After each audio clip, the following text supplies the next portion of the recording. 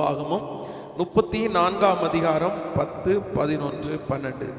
மோசே எகிப்து தேசத்திலே பார்வோனுக்கும் அவனுடைய எல்லா ஊழியக்காரருக்கும் அவனுடைய தேசம் அனைத்திற்கும் செய்யும்படி கர்த்தர் அவனை அனுப்பி செய்வித்த சகல அடையாளங்களையும் அற்புதங்களையும் அவன் இஸ்ரவேல் எல்லாருக்கும் பிரத்யட்சமாய் செய்த சகல வல்லமையான கிரியைகளையும் மகா பயங்கரமான செய்கைகளையும் பார்த்தால் கர்த்தரை முகமுகமாய் அறிந்த மோசையை போல ஒரு தீர்க்கதரிசியும் இஸ்ரவேலில் அப்புறம் எழும்பினதும் இல்லை என்று விளங்கும்.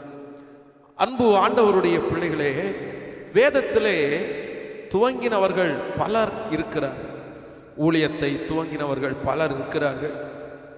ஆனால் வெற்றியாக முடித்தவர்கள் ஒரு சிலர் தான் இருக்கிறார். இந்த வெற்றியாய் முடித்ததில் இங்கே இந்த ஒரு மனுஷனை குறித்து வேதம் சொல்லுகிறது. இந்த மோசே அவன் தன்னுடைய ஓட்டத்தை வெற்றியாய் முடித்தான். அப்படி என்றால் அவன் மரணம் அடைகிற வரைக்கும் கர்த்தருக்காக அவன் செய்து கொண்டே இருந்தான். அவனுடைய ஆயுசு நாட்கள் முடிகிற வரை வேதம் சொல்லுகிறது, மோசே மரிக்கிற போது 120 வயதாயிருந்தான். அவன் கண் இருளடையவும் இல்லை, அவன் பலன் குன்றி போகவும் இல்லை.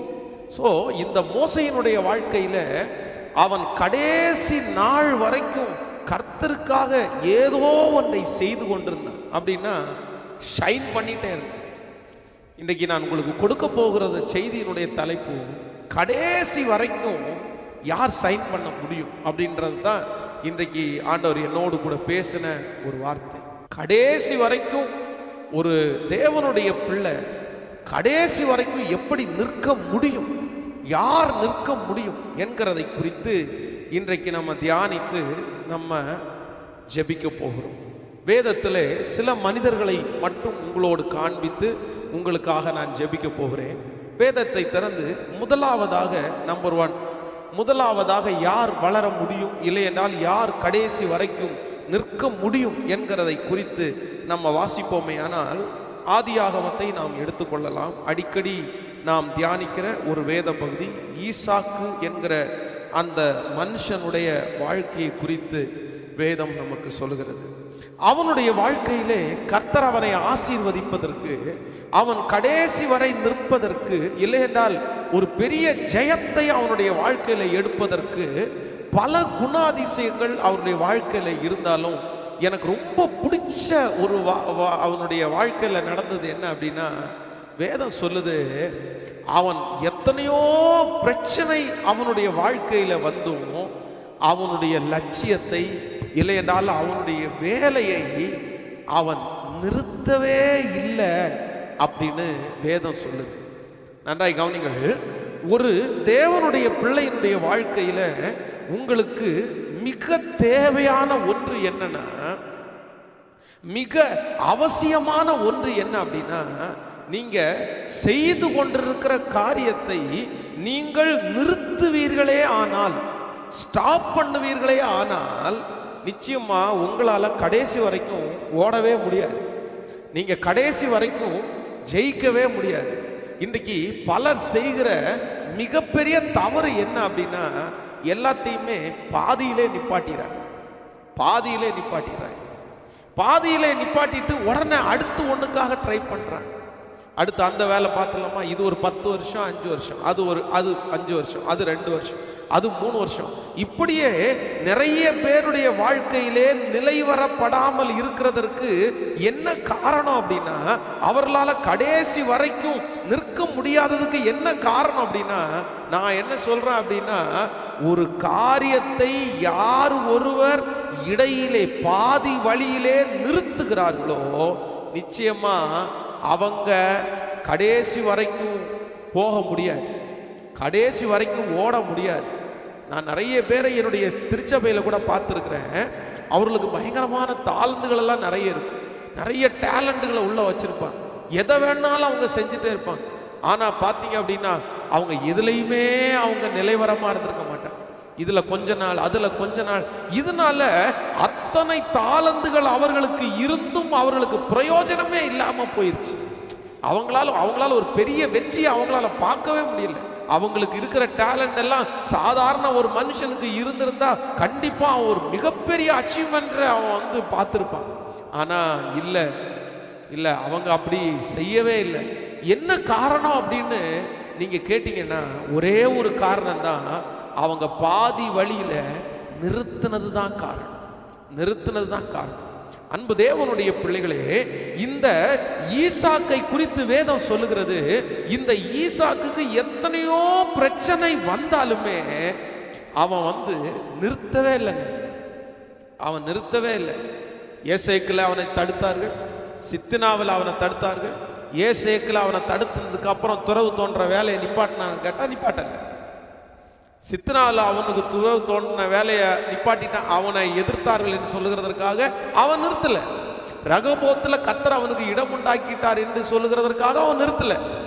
அவனுடைய டார்கெட் என்ன அப்படின்னா, நான் உன்னை துவங்கினேன், அதை நான் என்ன பண்ணுவேன் அப்படின்னா கடைசி வரைக்கும் என்ன வந்தாலும் நான் என்ன பண்ண மாட்டேன்னா அதை நிறுத்த மாட்டேன். இன்றைக்கு கூட இந்த லாக்டவுன்ல உட்கார்ந்துருக்கிறோம் ஆண்டவருடைய பிள்ளைகளே.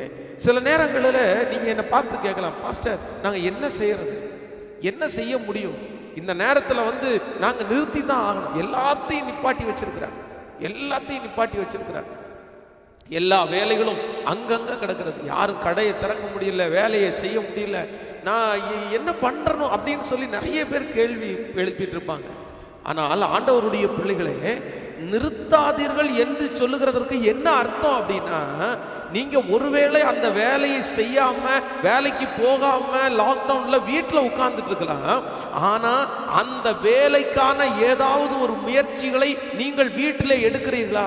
அதற்காக ஏதாவது ப்ரிப்பரேஷன் பண்றீங்களா? இந்த நேரத்தில் நீங்க வேலை ஸ்தலத்துக்கு போக முடியல, ஓகே, நீங்க கம்பெனிக்குள்ள போக முடியல, நீங்க கடைக்குள்ள போக முடியல. ஆனா நான் என்ன சொல்றேன் அப்படின்னா, இருக்கிற இடத்துல அந்த வேலைக்கு சம்பந்தமாகி எதையாவது ஒன்றை திங்க் பண்ணி ஏதாவது ஒன்றை பிளான் பண்ணீங்கன்னா கூட நீங்க அந்த வேலையை இன்னும் செஞ்சிட்டு இருக்கீங்க, நீங்க நிறுத்தல அப்படின்னு அர்த்தம்.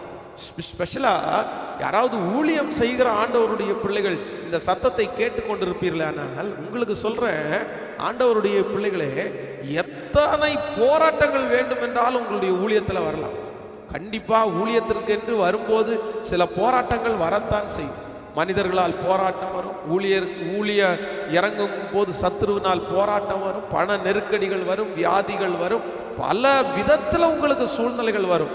ஆனா உங்க மனசுல ஒன்றை மட்டும் நினைச்சுக்குங்க, சாகிற வரைக்கும் நான் நிறுத்த மாட்டேன் அப்படின்னு ஒரு பிளானை மட்டும் பண்ணு. கர்த்தரா சில நாட்களில் உங்களை ஒன்றும் செய்யாமல் நீ கொஞ்சம் இருப்பா, நீ அமைதியா இரு, நீ இருந்தா போதும், நீ எதுவும் செய்ய வேண்டாம் அப்படின்னா ஆண்டவரே உங்களை தன்னுடைய அம்பரா துணியில கர்த்தரே வச்சிருக்கிற சில நாட்கள் இருக்கும். அது உங்களை ப்ரிப்பரேஷன் பண்ற நாட்கள். அது நீங்களா நிறுத்தினது அல்ல, கர்த்தரா நிறுத்தி இருக்கிற. ஆனா ஊழியத்திற்கு அழைக்கப்பட்டதற்கு பிறகு, ஊழியத்தில் ஆரம்பிச்சதுக்கு அப்புறம், ஐயோ இந்த இடத்துல ஒரு பெரிய பிரச்சனை, இந்த இடத்துல என்ன ஊழியம் செய்ய விடல. நான் சொல்றேன், அந்த இடம் இல்லைன்னா இன்னொரு இடம் இருக்குது, அந்த இடம் இல்லைன்னா இன்னொரு இடம் இருக்குது. ஒரு ஏசேக்கு போனா ஒரு சித்தனா போனா ஒரு ரகபோத்து. கண்டிப்பா ஆண்டவருடைய பிள்ளைகள், நீங்க முன்னாடி எடுத்து வச்ச காலை, நீங்க கலப்பையின் மேல கைய வச்சுட்டீங்க. இனி யார் தடுத்தாலும், ஒருவேளை அந்த பகுதி நமக்கு தேவையில்லை, அந்த பகுதி நமக்கு எதிர்ப்பு இல்ல, அந்த பகுதி அடைக்கப்பட்ட உடனே உலகத்தில் இருக்கிற எல்லா பகுதியும் அடைக்கப்பட்டுச்சுன்னு நீங்க நினைக்காதீங்க. நீங்க தேவைப்படுகிற ஏதோ ஒரு இடம் ஒன்று இருக்கத்தான் செய்கிறது. ஸோ ஆண்டவருடைய பிள்ளைகள் நிப்பாட்ட மட்டும் கூட. எனக்கு ஒரு மிகப்பெரிய சந்தோஷம் என்னன்னா, கடந்த நாட்கள்ல ஒரு போதகர் ரொம்ப அழகா எழுதும் போது எழுதியிருந்தார். என்ன எழுதியிருந்தார் அப்படின்னா, ஆலயங்கள் பூட்டப்படல, கட்டிடம்தான் பூட்டப்பட்டிருக்கிறது அப்படின்னு எழுதியிருந்தார். உண்மைதான், நாமே தேவனுடைய ஆலயம், நமக்குள்ளதான் ஆண்டவர் வாசம் பண்ணுகிறார். சர்ச்சு தான் பூட்டி கிடக்குது, கட்டிடம் தான் பூட்டி கிடக்குதே தவிர நாம் ஆலயம் பூட்டப்படலை. எல்லா வீடுகளிலும் ஜெபம் நடந்து கொண்டே இருக்கிறது. காலையில மாலையில கர்த்தருடைய வார்த்தைகளை கேட்டுக்கொண்டே இருக்கிறார்கள். டிவிகள் மூலமாய், மொபைல் மூலமாய் ஊழியர்கள் இருக்கிற அந்த கொஞ்சம் சூழ்நிலையில் இருக்கிற அந்த பொருட்களை வச்சு நிறைய பேர் லைவ் டெலிகாஸ்ட் பண்றாங்க. நிறைய பேர் செய்திகளை பேசிக்கொண்டே இருக்கிறார்கள். சிலர் ரொம்ப முடியாதவர்கள் கூட ஃபேஸ்புக்கில் அந்த மொபைலை ஆன் பண்ணி வச்சு அதுக்கு முன்னாடி குடும்பமாய் உட்கார்ந்து ஆராதிக்கிறார்கள். இதெல்லாம் பார்க்கும்போது எனக்கு ரொம்ப மகிழ்ச்சியா இருக்கு, ரொம்ப சந்தோஷமா இருக்கு. நான் சொல்றேன், யாரையும் கிண்டல் பண்ணாது, யாரையும் நக்கல் பண்ண வேண்டிய அவசியம் இல்லை. அவங்க இருக்கிற அந்த சூழ்நிலையில அந்த ஊழியத்தை நிறுத்தாம அவங்க செஞ்சிட்டு இருக்காங்கல்ல, இதைத்தான் ஆண்டவர் கனம் பண்றார், இதைத்தான் ஆண்டவர் கனம் பண்ணுகிறார். ஈசாக்கை குறித்து வேதம் சொல்லுகிறது, அவன் ஒரு வெற்றியாய் அவன் முடிக்கிறதற்கு வேற எதுவுமே காரணம் இல்லை, ஒரே ஒரு காரணம் தான், அவன் நிறுத்தவே. இன்றைக்கு ஒரு தீர்மானம் எடுங்கள் ஆண்டவருடைய பிள்ளைகளை. இன்னைக்கு ஒரு தீர்மானத்தோடு என்ன நடந்தாலும் எது வந்தாலும் நான் கலப்பையின் மேல கையை வச்சுட்டேன், நான் நிறுத்த மாட்டேன். ஒருவேளை இதை குறித்த ஆண்டவருடைய பிள்ளைகள் ரொம்ப கவனமாய் நீங்கள் கவனிக்கணும். ஏன் ஆண்டவருடைய பிள்ளைகள் சில நேரங்களிலே ஆரம்பித்ததை நிறுத்துகிறார்கள் என்கிறதை குறித்து நான் தியானித்தேன். இன்னைக்கு தியானிக்கும் போது ஒரு 2 காரியங்கள் என்னுடைய இருதயத்திலே ஞாபகம் வந்தது. ஏன் நீங்கள் ஆரம்பித்ததை நிறுத்துகிறீர்கள்? ஒரு தேவனுடைய பிள்ளை ஆரம்பித்த தொழிலை, ஆரம்பித்த ஊழியத்தை, ஆரம்பித்த அந்த காரியத்தை ஏன் நிறுத்துறாங்க அப்படின்னா, நம்பர் 1, முதலாவதாக நிறைய பேருக்கு இந்த டிமாண்ட் அப்படின்றது குறையும் போது, அப்படி என்றால் வரவேற்பு குறையும் போது நிறைய பேர் நிறுத்தி விடுகிறார்கள். கவனிங்க, அதுக்கு உதாரணத்திற்கு ஒன்று சொல்லுகிறேன். இப்போ நான் இந்த செய்தியை நான் பேசிக்கொண்டிருக்கிறேன். இந்த செய்தியை பேசிக்கொண்டிருக்கும் போது நீங்கள் அநேகம் பேர் இந்த மொபைலில் அதை பார்த்து கொண்டே இருக்கிறீர்கள். உடனே ஒரு நாள் ஒரு 10,000 பேர் பார்க்குறாங்க, 5,000 பேர் அதனால் ஆசீர்வதிக்கப்படுறாங்கன்னு வச்சுக்கோங்களேன். அடுத்த நாள் ஒரு செய்தியை போடுறேன், வெறும் 300 பேர் மட்டும்தான் அதில் பயனடைகிறாங்க, அதை பெருசாக நிறைய பேர் பார்க்க முடியல அப்படின்ற ஒரு சூழ்நிலை தள்ளப்பட்ட உடனே, இந்த மாதிரி ஒரு சூழ்நிலை ஒரு 4-5 டைம் வந்துச்சு அப்படின்னா ஆட்டோமேட்டிக்கலாக நிறைய பேருக்கு என்ன வருது அப்படின்னா, நம்மளை யாரும் வரவேற்கிறதுக்கு ஆள் இல்லை, நம்மளை பார்க்கறதுக்கு யாரும் இல்லை, அப்போ நம்ம என்ன பண்ணிடுவோம், வரவேற்கிறதுக்கு ஆள் இல்லைன்னா இதை நிறுத்திடுவோம் அப்படின்னு நினைக்கிறேன். ஒன்று நினைத்து கொள்ளுங்கள், நீங்கள் ஒன்றை நினைக்க வேண்டும், மற்றவர்கள் சில நேரத்திலே வரவேற்பார்கள், சில நேரத்திலே வரவேற்க மாட்டார்கள். இல்லை என்றால் என்றைக்காவது ஒரு நாள் அதை வரவேற்கிறதற்காக ஆட்கள் எழும்புவார்கள். ஆனா நமக்கு டிமாண்ட் குறைஞ்சிச்சுன்றதுக்காக நீங்க செஞ்சிட்டு இருக்கிறத ஒரு நாளும் நீங்க நிறுத்திடக்கூடாது. இந்த தப்ப ஆண்டவருடைய பிள்ளைகள் ஒரு நாளும் செய்யக்கூடாது. ஆனால் உங்களுக்கு டிமாண்ட் குறையும் போது ஒரு தேவனுடைய பிள்ளை என்ன செய்யணும் அப்படின்னா, ஏன் என்னுடைய காரியம் டிமாண்ட் இல்லை அப்படின்றத நீங்க யோசிக்கணும்.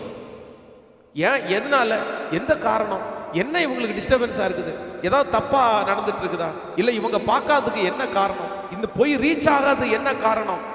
ஒன்று நினைத்துக் கொள்ளுங்கள், ஒரு சாதாரணமான ப்ராடக்ட் நீங்க பண்ணிட்டு இருக்கீங்கன்னு வைங்க, ஒரு சாதாரணமான வேலை செய்யுங்க, அது ஒரு அவுட் ஆயிடுச்சு, அது மாடல் அவுட் ஆயிடுச்சு, அதனுடைய வேலை அவுட் ஆயிடுச்சு. இப்போ அந்த கம்பெனிகள் எல்லாம் க்ளோஸ் பண்ணப்படுது, அந்த வேலைகள் எல்லாம் க்ளோஸ் பண்ணப்படுது. இப்போ அப்டேட் ஆயிடுச்சு.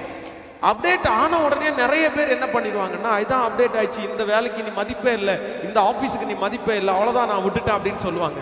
ஒன்று நினைத்துக் கொள்ளுங்கள், இல்லை, இதுதான் மிகப்பெரிய தவறுன்னு சொல்லுங்க. இதான் மிகப்பெரிய தவறு. நீங்கள் உங்களுக்கு எல்லாருக்குமே இந்த தெரியும் அப்படின்னு நினைக்கிறேன். இந்த கொக்கோ கோலா இப்போ இன்னைக்கு நிறைய பேர் எல்லாருமே மோஸ்ட்லி இந்த கொக்கோ கோலாவை யூஸ் பண்ணிட்டு இருக்காங்க. இந்த கொக்கோ கோலா யூஸ் பண்ணாதவங்க ரொம்ப குறைவு. எல்லாருக்குமே தெரியும் இந்த கொக்கோ கோலா, இந்த 7up இது உங்களுக்கு தெரியும். ஆனால் இந்த கொக்கோ கோலாவும் 7upம் வந்த புதுசில் பார்த்தீங்க அப்படின்னா யாருமே இதை அங்கீகரிக்கலை. இவங்க அதுக்கு முன்னாடி ஒரு பேர் வச்சுருந்தாங்க, அது சரியா எனக்கு ஞாபகம் இல்லை. அந்த பேர் வச்சிருந்த போது இந்த கொக்கோ கோலா விற்கப்படாத ஒரு பொருளாக மாறிடுச்சு. அப்போது அதில் அவங்க சேர்த்த அதில் போதை கொஞ்சம் வர்றது மாதிரி ஃபஸ்ட்டு இந்த கொக்கோ கோலாவில் இறக்கிருக்காங்க. அந்த போதை வருகிற அதை மட்டும் மாற்றிட்டு அதுக்கு முன்பாக இருந்த பேரை தூக்கிட்டு வெறும் கொக்கோ கோலான்ற அந்த பேரை வச்சு இன்றைக்கு பார்த்தீங்க அப்படின்னா இந்த கொக்கோ கோலா இல்லாத நாடுகளே இல்லைன்ற அளவிற்கு அவங்க ஒரு பெரிய பப்ளிசிட்டியாக மாற்றிட்டாங்க, பெரிய அளவில் கொண்டு வந்தாங்க. அதை விட்டுருங்க. நீங்கள் அந்த வீட்டில் நிறைய பேர் யூஸ் பண்ணீங்க இந்த லைசோல் அப்படின்றது இருக்குல்ல, லைசோல் வீட்டில் எல்லாரும் யூஸ் பண்ணுவீங்க, எல்லாருடைய வீடுகளில் இருக்கும். இதனுடைய கதையை நீங்கள் பார்த்தீங்க அப்படின்னா, இது ஃபஸ்ட்டு எதுக்காக கொண்டு வந்தது அப்படின்னா, இது ஒரு கிருமி நாசினி. நம்முடைய சரீரத்திலே இருக்கிற சில இடங்களில் இருக்கிற கிருமிகளை வந்து போக்குறதுக்காகவே இதை உருவாக்கப்பட்டது. ஆனால் உருவாக்கப்பட்ட உடனே நிறைய பேருக்கு வந்து ஸ்கின் அலர்ஜி வந்துருச்சு. இதை போட்ட நிறைய பேருக்கு ஸ்கின் அலர்ஜி வந்து இது வந்து இனி விற்காது அப்படின்னு சொல்லி எல்லாமே மூடப்பட்ட போது அதை அழகாக மாடிஃபை பண்ணி அதனுடைய பேரை சேஞ்ச் பண்ணி இப்போ பார்த்தீங்கன்னா எல்லாருடைய வீட்லையுமே அதை யூஸ் பண்ணுறதா அவங்க மாற்றிட்டாங்க. அப்போ ஆண்டவருடைய பிள்ளைகளே, ஒன்று நினைத்துக் கொள்ளுங்கள், இன்றைக்கு இருக்கிற நம்ம நிறைய பேர் சேவை செய்கிறதா இருக்கலாம், ஊழியம் செய்கிறதா இருக்கலாம், வீட்டில் உள்ளவங்களுக்காக நம்ம செய்கிறதா செய்யலாம், பிள்ளைகளுக்கு கொடுக்குற சாப்பாடு எதுவாக வேணாலும் இருக்கலாம். நீங்கள் நிறைய பேர் நிறுத்தினதற்கு என்ன காரணம் அப்படின்னா, உங்கள் நிறைய பேருக்கு டிமாண்ட் இல்லைங்க, உங்கள் நிறைய பேருக்கு வரவேற்பு இல்லைங்க. எனக்கே வரவேற்பு இல்லை. நீங்கள் வேலை செய்கிற இடத்துல உங்களுக்கு வரவேற்பு இல்லாமல் இருக்கலாம். ஒரு நாள் நீங்கள் தான் அங்கே மாஸ்டர், ஒரு நாள் நீங்கள் தான் அங்கே பெரியாள். ஆனால் இன்னைக்கு உங்களுக்கு வரவேற்பே இல்லை. வரவேற்பு இல்லாத உடனே நீங்கள் அவ்வளோதான், எனக்கு எந்த வரவேற்புமே இல்லை, நான் இனி எதையுமே செய்ய மாட்டேன் அப்படின்னு நீங்கள் நினைக்கிறத விட்டுப்புட்டு, இல்லை இல்லை இல்லை இல்லை, இனி ஏற்கனவே செய்து கொண்டிருக்கிற அந்த நபரை விட நான் இன்னும் வெற்றியாய் செய்கிறதற்கு, இனியும் வெற்றியாய் செய்கிறதற்கு நான் ஏதாவது மாடிஃபை பண்ண முடியுமா, நான் என்ன உருவாக்க முடியுமா, அப்படி என்று நினைத்து உங்களை நீங்கள் மாற்றுவீர்களே ஆனால் உண்மையிலே சொல்லுகிறேன், ஒரு மிகப்பெரிய அதிசயத்தை உங்க கண்கள் காணும் என்று நான் நம்புகிறேன். கைகளை உயர்த்தி ஒரு ஹல்லேலூயா சொல்லுங்க. எத்தனை பேர் விசுவாசிக்கிறீங்க? ஹல்லேலூயா, ஹல்லேலூயா. நீங்கள் இதற்கு உதாரணமாக தாவீதுனுடைய வாழ்க்கையை நீங்க வாசித்து பார்ப்பீர்களே ஆனால், தாவீது ஃபர்ஸ்ட் எங்க அவன் போறான் அப்படின்னா, அவனுடைய முதல் வெற்றி எங்க ஆரம்பிக்கிறது என்றால், இந்த கோலியாத்துக்கிட்ட போகும்போது தான் எல்லாருக்கும் தாவீது என்கிற ஒரு பெரிய யுத்த வீரன் இருக்கிறான் என்று ஊருக்கே பப்ளிசிட்டி ஆனது. அதுதான் தாவீதை அன்றைக்கு சவுல் கொன்றது 1000, தாவீது கொன்றது 10000 என்கிற முறையாய் பாடினார். அன்றைக்கு பார்த்தீங்கன்னா இந்த தாவீது ஒரு மிகப்பெரிய ஒரு மனிதனாய் தெரியப்படுவான் எல்லாருக்கும். ஏய் கோலியாத்தே கொன்னுட்டாரியா அப்படின்னு சொல்லி மிகப்பெரிய ஆளாய் மாற்றப்படுவான். அப்போ அதுக்கப்புறம் தாவீதுக்கு ரொம்ப டிமாண்ட் இருந்துச்சு. ஆனா இந்த சவுல் ராஜா அவனை காய்மகாரமாய் பார்த்ததுனால, அவன் மேல பொறாமைப்பட்டதுனால, அவன் மேல எரிச்சல் அடைஞ்சதுனால இப்போ தாவீது புறக்கணிக்கப்பட்டான். தாவீது வாண்டட் இல்லை, அவனுக்கு வந்து வரவேற்பு ரொம்ப குறைஞ்சிருச்சு. ராஜா என்கரேஜ் பண்ணலன்னு உடனே, சவுல் ராஜா என்கரேஜ் பண்ணலன்னு உடனே எல்லாருமே கொஞ்சம் ராஜாவுக்கு மிஞ்சி எதுவும் செய்ய முடியாதுல்ல, 1000 தாலந்து இருந்தாலும் ராஜாவே விட்டார், நம்ம எப்படி விட முடியும், இது உள்ள விட முடியும்னு சொல்லி இப்போ தாவீது ராஜா வந்து புறக்கணிக்கப்படுகிற ஒரு சூழ்நிலையிலே தள்ளப்பட்டார். ஆனா தனக்கு டிமாண்ட் குறைஞ்சதற்கு பிறகும் நீங்க வேதத்துல வாசிப்பீர்களே ஆனால், அவன் போய் கூடாரம் போட்ட இடத்துல அந்நிய நாட்டு ராஜாக்கள் வந்து அவனை சூறையாடி, அவனுடைய பிள்ளைகள், அவனுடைய குழந்தைகளை அவர்கள் சூறையாக்கப்பட்டு கொண்டு போய்விட்டார்கள், அவர்களை பிடிச்சிட்டு போயிட்டாங்க. ஆனா தாவீது சும்மா இருக்கல, எல்லாரும் அவனோடு சேர்ந்து அழுகிறார்கள், பலன் போகும் மட்டும் அழுதார்கள். ஆனா தாவீதை குறித்து வேதம் சொல்லுகிறது, அவன் ஆண்டவரிடத்துல என்ன கேட்டானா, ஆண்டவரே ஏசப்பா, இந்த தேவனே, இந்த தண்டை நான் பின்தொடரலாமா, நான் பிடிப்பேனா அப்படின்னு கேட்ட உடனே ஆண்டவர் சொன்னாரு, நீ பின்தொடர், நீ பிடித்துக் கொள்ளுவாய், சகலத்தையும் திருப்பி கொள்ளுவாய். உடனே போய் அவன் திரும்பவும் யுத்தம் பண்ணி, வேதம் சொல்லுது, தன்னுடைய குடும்பத்தை மீட்டு எடுத்துட்டு கொண்டு வந்தான்.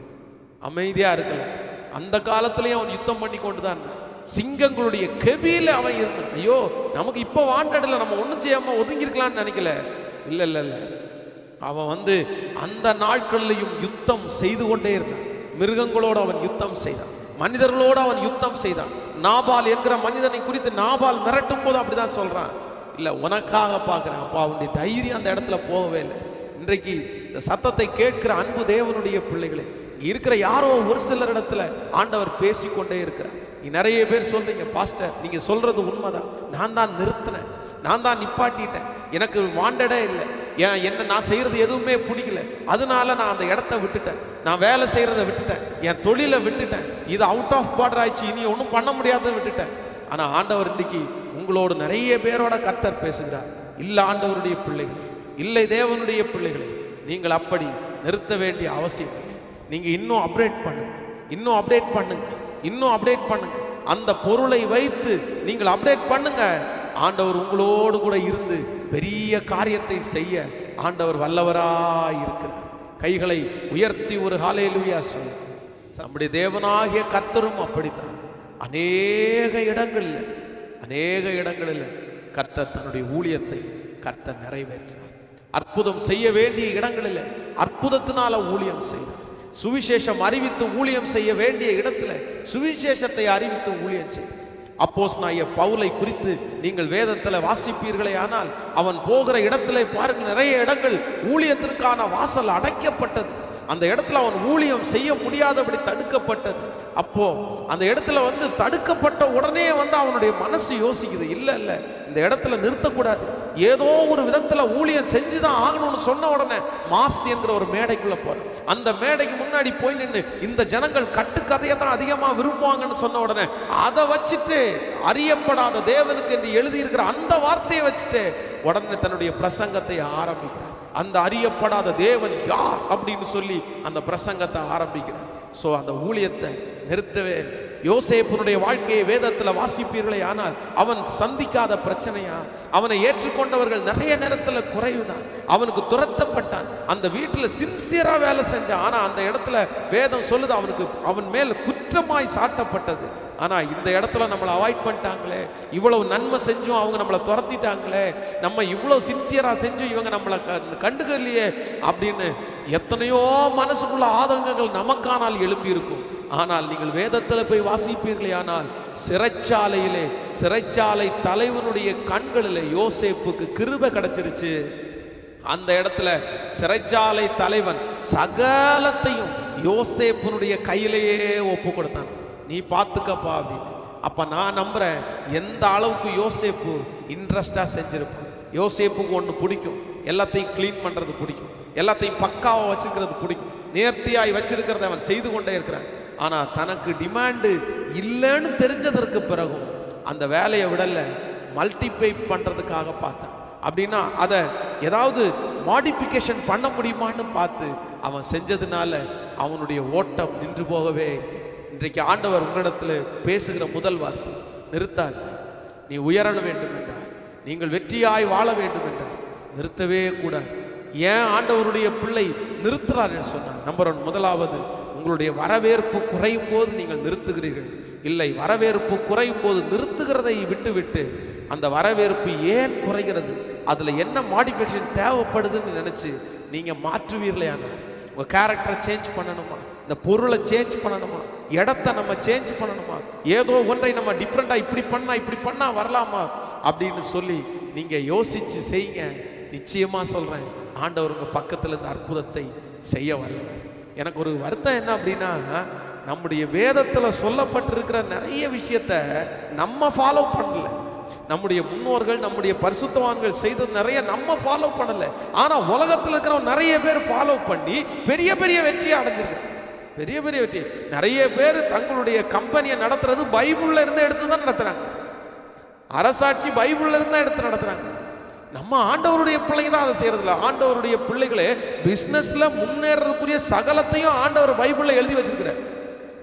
பைபிள்ல இல்லாதது என்று எதுவுமே இல்லை. கர்த்தர் சகலத்தையும் வைத்திருக்கிறார். அதனால நம்ம ஃபாலோ பண்ணுவோம். பாருங்க, நீங்க பாருங்க, நீங்க பார்த்தீங்கன்னாலே உங்களுக்கு தெரியும் நிறைய பொருட்களை அவங்க முதல்ல மேனுஃபேக்சரிங் லட்சக்கணக்கில் கோடிக்கணக்கில் மேனுஃபேக்சரிங் பண்ணும்போது திடீரென்று அவங்களுக்கு அந்த பண்ண பொருள் டிமாண்டாக இருக்காது. ஸ்டாப் பண்ணுவோம், இந்த மாடல் எங்களுக்கு பிடிக்கல, இந்த பொருள் எங்களுக்கு பிடிக்கல. கோடிக்கணக்காக இன்வெஸ்ட் பண்ணிட்டாங்க, கோடிக்கணக்கான பணம் போட்டு அதை செஞ்சுட்டாங்க. அவங்க பிளாப் பண்ணி அப்படியே நிறுத்தும் போது அதனுடைய பேரை சேஞ்ச் பண்ணி, அதனுடைய நேமை சேஞ்ச் பண்ணி, அதனுடைய கவரை மாற்றி, அதனுடைய பர்பஸை சேஞ்ச் பண்ணி நிறைய பேர் இன்வெஸ்ட் பண்ண பணத்தை பல கோடிகள் லாபத்தில் அதை சேல் பண்ணியிருக்காங்க, விற்றுருக்காங்க. நான் நிறைய புத்தகத்தில் அதை வாசிச்சிருக்கிறேன். நிறைய பொருள், எனக்கு அது சரியாய் நிறைய பொருள் ஞாபகம் இல்லை, ஆனால் நிறைய பொருட்கள் இப்படி பேன் பண்ண பொருள். இது ஆகாதுன்ற பொருள், இதுக்கு டிமாண்ட் இல்லை, இது குப்பையில தான் போடணுன்ற பொருளை அவங்க எடுத்து அழகா அந்த மாடிஃபிகேஷன் பண்ணி பயங்கர காஸ்ட்லியாலாம் விற்றுருக்காங்க, பயங்கர காஸ்ட்லியாக விற்றுருக்காங்க. ஸோ இன்றைக்கு ஆண்டவருடைய பிள்ளைகளே, உங்களுக்கு உங்களுடைய குடும்ப வாழ்க்கையாக இருக்கலாம், எதுவாக இருக்கலாம், எனக்கு என்னை யாருமே இது பண்ணலை பாஸ்டர், எனக்கு யாருக்கு நோ யூஸ், என்னால் யாருக்கு பிரச்சனை இல்லை, இல்லை இல்லை இல்லை, உங்களால் யூஸ் இல்லைன்றதுக்காக ஆண்டவர் உங்களை உயிரில் இந்த உலகத்தில் வச்சிருக்கவே மாட்டார். அவங்களுக்கு பயன்படலை அப்படின்னா இன்னும் 10 பேருக்கு அவங்கள மாதிரி நீங்கள் பயன்படுவீங்க, 100 பேருக்கு பயன்படுவீங்க. நீங்கள் 10 பேருக்கு பயன்படலாம், ஆண்டவர் உங்களை 1000 பேருக்கு பயன்படுத்து. அதான் ஆண்டவர். ஹல்லேலூயா. நம்பர் 2, ரெண்டாவது, ஆண்டவருடைய பிள்ளைகளுடைய வாழ்க்கையில ஏன் இந்த அவருடைய ஓட்டத்தை, அவருடைய வேலைகளை, அவருடைய உயர்வுகளை ஏன் நிறைய பேர் நிறுத்துகிறார்கள் அப்படின்னா, நிறைய பேருக்கு எதிர்ப்பு வருகிறதுனால நிறைய பேர் நிறுத்திடுறாங்க.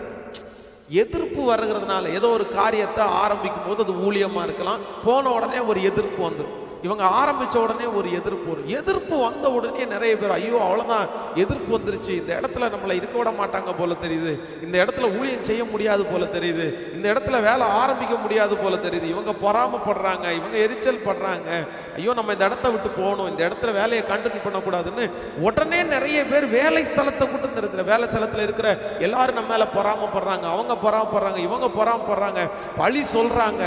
இல்ல ஆண்டவருடைய பிள்ளைகளை ஒன்று நினைத்துக் கொள்ளுங்கள், எதிர்ப்பு வருகிறது என்கிறதற்காக நீங்கள் ஒரு நாள் நீங்க செய்கிறத நிறுத்திடாது. அவங்களோட நான் போராட சொல்லல, அவர்களோட நீங்க ஃபைட் பண்றதுக்காக சொல்லல. ஒருவேளை கர்த்தர் உங்களை அந்த இடத்துல உங்களுக்கு தைரியம் இருக்குமானால் அந்த இடத்துல நீங்க கண்டினியூ பண்ணுங்க. இல்ல அப்படின்னா அதே காரியத்தை மனுஷனுக்காக நிறுத்திடாதீங்க, கொஞ்சம் தள்ளி ஓகே ஒரு சமாதானம் ஒரு காரியத்தை. ஆனா எதிர்ப்பு இந்த இடத்துல எதிர்ப்பு வந்துருச்சு, இனி எங்க போனாலும் எனக்கு எதிர்ப்பாக தான் இருக்கும் அப்படின்னு நினைக்காதீங்க. இல்ல, ஒரு வாசல் ஒரு பக்கத்துல எதிர்ப்பா இருந்தாலும் கர்த்தர் இன்னொரு வாசல்ல நமக்கு சமாதானத்தை கொடுக்கிறதற்கு கர்த்தர் வல்லவரா இருக்கிறார். இதற்கு நெகேமியாவின் புஸ்தகத்தில் நீங்கள் வாசிப்பீர்களே ஆனால், நெகேமியாவினுடைய புஸ்தகம் முழுக்க என்ன சொல்லுகிறது என்று சொன்னால், இந்த நெகேமியா அலங்கத்தை கட்டுகிறதற்காக போகிறார். அலங்கத்தை கட்டுறதற்காக போய் வேலையை ஆரம்பிக்கும் போதே அவனுக்கு என்ன வந்துருச்சு அப்படின்னா எதிர்ப்பு வந்துருச்சு. அதான் கடந்த நாட்களில் கூட நான் பிரசங்கம் பண்ணும்போது சொன்னேன், அவன் அலங்கத்தை கட்டி கொண்டிருக்கும் போது சன்பல்லாத்து, தொபியா, கேஷேம் எல்லாம் வந்து என்ன சொல்றாங்கன்னா, நீ என்ன ஆலயத்தை கட்டி முடிச்சிருவியா, நீ அலங்கத்தை கட்டி முடிச்சிருவியா, அவன் அலங்கத்தை கட்டட்டும், ஒரு நரி ஏறி போனால் அந்த அலங்கம் இடிஞ்சு விழும். பயங்கரமான எதிர்ப்பு. சன்பல்லாத்து, தொபியா ஆள் அனுப்பி உம்மோடு நாங்கள் கண்டு பேசணும், நீங்க வாங்க அப்படின்றாங்க. கூட இருக்கிறவன் சொன்னான், உன்னை கொல்ல வர்றாங்க, அதனால நம்ம ஆலயத்துல போய் ஒளிஞ்சுக்குவோம். எத்தனை மிரட்டல்கள், எத்தனை மனுஷனுடைய. ஆனா நெகேமியா ஒரு தீர்மானம் எடுத்துட்டாரு, நான் தொடங்கிட்டேன், இனி முடிக்கிற வரைக்கும் நான் நிறுத்த மாட்டேன். என் கர்த்தர் என் கூட இருப்பார், என் ஆண்டவர் தானே தொடங்க சொன்னாரு. எனக்கு எத்தனை எதிர்ப்பு வந்தாலும் நிச்சயமா அந்த எதிர்ப்பு என்னை ஒன்றும் பண்ணாது, என் மேல யாரும் கை வைக்க முடியாது. அந்த விசுவாசத்தோட செய்து கொண்டே இருந்தான். வேதம் சொல்லுகிறது, நெகேமியா அலங்கத்தை கட்டி முடித்தான். இன்றைக்கு இந்த வார்த்தையை கேட்கிற அன்பு தேவனுடைய பிள்ளையே, நான் தீர்க்க தரிசனமாய் ஒரு வார்த்தை சொல்லுகிறேன். கர்த்தர் உங்களை அழைத்திருப்பாரையானால், கர்த்தர் அந்த இடத்துல உங்களை நிறுத்தி இருப்பானால், கர்த்தர் அந்த வேலையை உங்களுடைய கையிலே கொடுத்திருப்பாரையானால், எந்த எதிர்ப்புகள் வந்தாலும் நீங்கள் பின்வாங்க வேண்டிய அவசியம் இல்லை. நீ உயிரோடு இருக்கும் நாளெல்லாம் ஒருவனும் உனக்கு முன்பாய் கை போட முடியாது, உங்களை கை போட முடியாது. உங்களை பாதுகாக்கிறதுக்கு கர்த்தர் இருக்கிறார். பலன் கொண்டு திடமனதாயிருங்க. ஆனா நீங்க பின்வாங்க மட்டும் வேண்டாம், எதிர்ப்பை பார்த்துட்டு நிறுத்த மட்டும் வேண்டாம். அமைதியாய் தரித்திருங்க, அமைதியாய் காத்திருங்க. உங்களுக்காக யுத்தம் பண்ணுகிற கர்த்தர் அதை உங்கள் கையிலேயே செய்து முடிக்கிறதற்கு கர்த்தர் வல்லவராய் இருக்கிறார். ஹல்லேலூயா, ஹல்லேலூயா. இன்றைக்கு ஆண்டவருடைய சமூகத்தில் இந்த உபவாச ஜபத்தில் ஆண்டவருடைய பிள்ளைகள் ஒப்பு கொடுங்க. இதுவரைக்கும் நீங்கள் ஆரம்பித்த பல காரியங்களை நீங்கள் நிறுத்தி வந்திருக்கலாம். பாஸ்டர் நீங்கள் சொல்றதெல்லாம் உண்மை பாஸ்டர், இந்த சத்தியம் எனக்கு 5 வருஷத்துக்கு முன்னாடி கிடைக்காது, நான் நிறைய நிறுத்திட்டேன் பாஸ்டர். ஆரம்பிச்சு அது எனக்கு டிமாண்ட் இல்லாதனால நிப்பாட்டிட்டேன், எனக்கு எதிர்ப்பானதுனால நிப்பாட்டிட்டேன். ஆனால் இன்றைக்கு நான் வெறுமையாக இருக்கிறேன். அதை மட்டும் கண்டினியூவாக செஞ்சவங்க எத்தனையோ பேர் கோடீஸ்வரங்கள் ஆயிட்டாங்க. அதை கண்டினியூவாக அந்த இடத்துல இருக்கிறவங்க இன்னைக்கு நல்ல சம்பளத்தை வாங்கிட்டு இருக்காங்க. ஆனால் நான் அதில் நிறுத்தினதுனால இன்னைக்கு ஒன்றும் இல்லாமல் இன்னைக்கும் ஓடிட்டே இருக்கிறேன். இன்னைக்கும் நிலைவரம் இல்லாமல் அலைஞ்சிட்டே இருக்கிறேன். சரி, இதற்கு முன்பாக நடந்ததெல்லாம் நடந்துச்சு. இதுக்கு முன்னாடி நீங்கள் நிலைவரம் இல்லாமல் இருந்தீங்க. ஆனால் இனி ஒரு தீர்மானத்தோடு போங்க. இனி நான் எதை ஆரம்பித்தாலும் கடைசி வரைக்கும் நான் ஓடுவேன். எத்தனை சூழ்நிலை வந்தாலும் ஓடுவேன். எத்தனை அவமானங்கள் வந்தாலும் ஓடுவேன். எத்தனை மனிதர்கள் வந்தாலும் ஓடுவேன். நான் உங்களுக்கு அன்பாய் சொல்ல முடியும், இந்த ஊழியத்தில் நிற்கக்கூடாதபடி எத்தனை போராட்டம், இந்த ஊழியம் செய்ய விடாதபடி எத்தனை போராட்டம். சரீர பிரச்சனை, மன பிரச்சனை, பண பிரச்சனை, மனிதர்களால் பிரச்சனை, குடும்பத்தால் பிரச்சனை, இன்னும் சைக்கோனால பிரச்சனை. ஐயோ, எத்தனை எத்தனை சூழ்நிலை. ஆனாலும் ஒரு நாள் கூட பலிபீடத்திலிருந்து சொல்றேன், இந்த ஊழியத்தை விட்டு போகணுன்ற எண்ணம் மட்டும் எனக்கு வந்ததே இல்லை. ஒரு சிங்கிள் டே கூட என் மனசுல கூட ஊழியத்தை விட்டுறணும்னு நான் நினைச்சதே. நான் ஆண்டவரிடத்துல ஆசைப்பட்டு ஜெபிக்கிற ஜெபமே அப்படிதான். எனக்கு சந்தோஷமே ஊழியம் தான்ப்பா, எனக்கு மகிழ்ச்சி ஊழியம். உங்களோட இருக்கிறதும் உங்களுக்கு சேவை செய்யறது தான் ஊழியம் எனக்கு. அதனால பணம் காசு கூட எனக்கு வேணாம்ப்பா, பணம் வேணாம். அதான் ஒரு பெரிய தேவனுடைய மனுஷன் ஒரு விசை ரொம்ப அழகா சொன்னாரு. எனக்கு அந்த வார்த்தை ரொம்ப பிடிச்சிருச்சு. அன்னையிலிருந்து அந்த வார்த்தையை நான் பிடிச்சி ஜெபம் பண்றேன். ஆண்டவரே, உம்முடைய ஊழியத்தை நான் செய்கிறதற்கு எனக்கு ஊதியம் வேண்டாம், நீங்க கொடுக்குற ஊழியமே எனக்கு ஊதியம் அப்படின்னு அவர் சொன்னார். அந்த வார்த்தை என் மனசுல. அதனால நானும் அப்படிதான் கேட்கிறேன், நான் செய்கிற ஊழியத்துக்கு ஊதியம்லாம் தர வேணாப்பா, நீங்க எனக்கு கொடுக்குற ஊழியமே ஊதியமா இருக்கு. அதனால இது மகிமையான ஊழியம். எத்தனை வந்தாலும் இதை விட்டு போகணும்னு என் மனசு நினைக்கவே இல்லை. இன்றைக்கு கஷ்டத்தோடு இருக்கிற ஊழியக்காரர்கள் யாரோ ஒருத்தர் இந்த சத்தத்தை கேட்கலாம். ஊழியத்திற்கு சோர்ந்து போயிருக்கிற யாரோ ஒருத்தர் இந்த இடத்துல கேட்கலாம். ஒரு வேலையை ஆரம்பிச்சு அதை சரியாய் கொண்டு போக முடியாத யாரோ ஒருத்தர் இந்த இடத்துல நான் நிப்பாட்டிடலாமா, எனக்கு ஆதரவு இல்லை, எனக்கு டிமாண்ட் இல்லை, என்னுடைய சத்தத்தை கேட்கிறதற்கு யாரும் இல்லை அப்படின்ற சூழ்நிலையில் இந்த சத்தத்தை யாரோ ஒருவர் கேட்டுக்கொண்டிருக்கலாம். ஆனால் சகோதரனை, உனக்காக தான் ஆண்டவர் பேசுகிறார். சகோதரியை, உனக்காக தான் கர்த்தர் பேசுகிறார். அந்த உழைப்பை நீ நிறுத்தி விடாதே, அந்த உதவியை நீ நிறுத்தி விடாதே, அந்த குடும்பத்தில் செய்கிற சேவையை நீ நிறுத்தி விடாதே. கர்த்தர் ஒரு நாள் உனக்கு டிமாண்டா இருக்கிற அளவுக்கு கர்த்தர் ஆசீர்வதிக்க வல்லவர், உங்களை ஆசீர்வதிக்க வல்லவர். அவர் உங்களுக்கு அப்படி செய்வார். அதனால நம்பர் 2, நான் நிறுத்த மாட்டேன். 2 காரியம். அப்புறம் முதலாவதாக நான் நிறுத்த மாட்டேன். ஏன் நான் நிறுத்த மாட்டேன் அப்படின்னா, எனக்கு டிமாண்ட் இல்லைனாலும் நான் மல்டிப்ளை பண்ணுவேன், நான் அதை உருவாக்குவேன், அதை புதுசு பண்ணுவேன். நம்பர் 2, நான் நிறுத்த மாட்டேன். எத்தனை எதிர்ப்பு வந்தாலும் நான் நிறுத்த மாட்டேன். இயேசு எனக்காய் செய்து முடிக்கிறதற்கு வல்லவராய் இருக்கிறார். ஹல்லேலூயா.